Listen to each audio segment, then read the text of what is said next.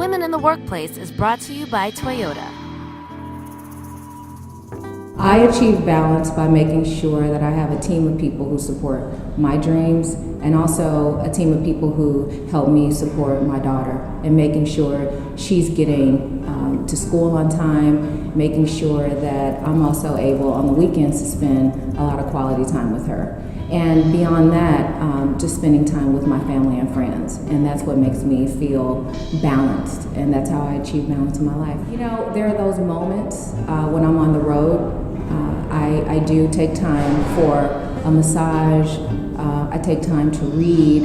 And that's how I get my energy. And that's how I feel accomplished. If there's any time off, I'm eating, watching a movie, and spending time with my friends. And of course, Kennedy, the love of my life.